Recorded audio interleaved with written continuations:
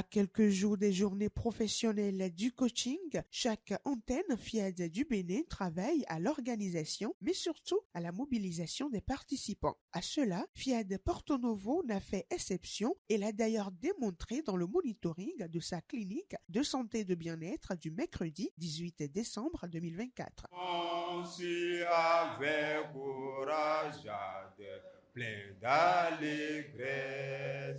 Je m'engage à oublier les erreurs passées and to think about future success. Démarré par l'hymne national et le credo conduit par l'ambassadeur Daniel Ronfozo et le coach Lydie Soudé, cette clinique s'est solennellement ouverte par ce mot de bienvenue du coach Boniface Awangbeyon. Je suis ravi de vous accueillir dans cette majestueuse salle, ce haut lieu de partage de connaissances. Par le pouvoir de l'Esprit de Dieu en moi, je vous décrète la bienvenue en vous exerçant à beaucoup d'attention pour une réussite parfaite. Je vous remercie. En lieu et place de la première exhortation qui était prévue, le coach Alban Soumaro est venu promouvoir les journées professionnelles du coaching de Cotonou. Des moments comme ça avec le PM, c'est des creusets de révélation. On peut prétendre dire c'est la même chose que le PM dit. Il y a ce qui est dit, il y a ce qu'on a entendu, mais il y a ce que l'esprit, notre inconscient a capté. Toute la différence est là. Qu'est-ce qui te préoccupe actuellement? Quels sont les Égyptiens qui te bouleversent? Les Égyptiens, ce n'est que les difficultés, les préoccupations, les défis.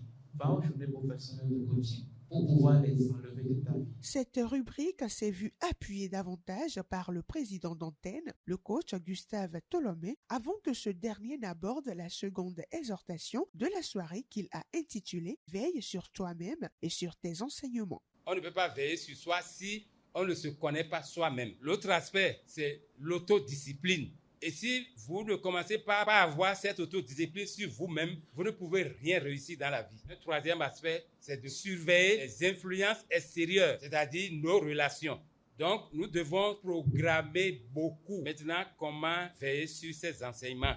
Veiller sur ces enseignements, c'est s'assurer qu'ils sont en adéquation avec ce que l'on vit. Un enseignement devient inefficace ou hypocrite s'il n'est pas soutenu par l'exemple personnel. À sa suite, le thème de la semaine, les ennemis de notre réussite, a été développé par le coach Emmanuel Dedjinou. Les ennemis de notre réussite sont nombreux, mais les plus dangereux et les plus nuisibles sont au nombre de 3. Notre langage. Si tu veux réussir, tu dois parler comme ceux qui réussissent. Le deuxième ennemi, c'est notre environnement, nos fréquentations. Tu fréquentes des gens qui ne voient que le verre à moitié vide, ne te permettra jamais de voir le côté ensoleillé des choses. Tu fréquentes des personnes qui ne sont jamais enthousiasmées par le succès des autres, tu ne connaîtras jamais le succès. Et le troisième, c'est notre attitude, c'est-à-dire notre prédisposition à faire face à des situations. Avant de programmer vigoureusement avec le coach Eugénie Padonou, le coach Ernestine Akpovo a exhorté les participants à expérimenter le plaisir de contribuer avec elle. Chers amis,